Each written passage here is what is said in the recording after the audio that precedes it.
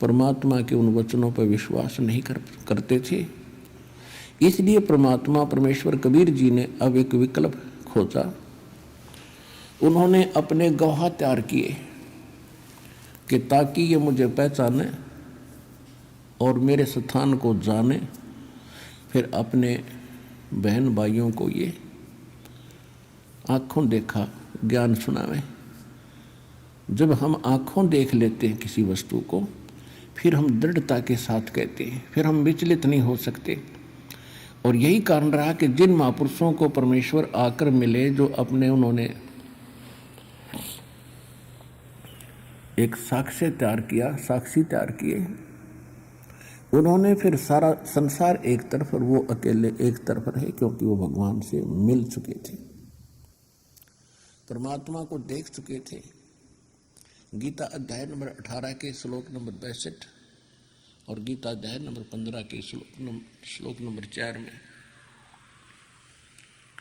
गीता ज्ञानदाता स्वयं कहता है कि अर्जुन, तू सर्वभाव से उस परमेश्वर की शरण में जा, उसकी कृपा से तू परम शांति को और शाश्वतम स्थानम,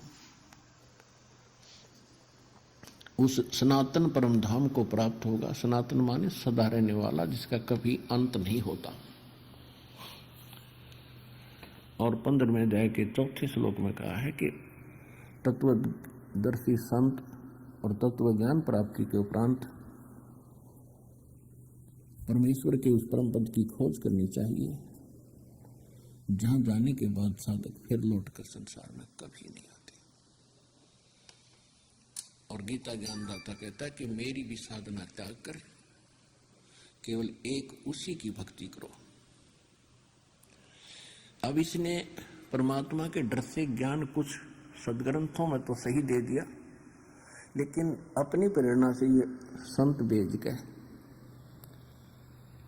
आचार्य और शंकराचार्य भेज के, इसने अपने सदग्रंथों के यानी सिलेबस की विपरीत पढ़ाई पढ़ा दी।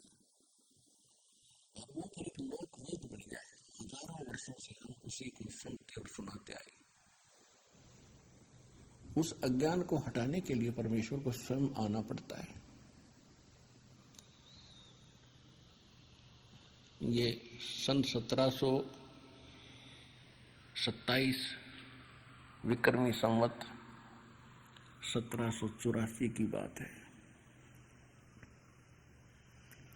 जिस दिन परमात्मा एक जिंदा महात्मा का रूप बना के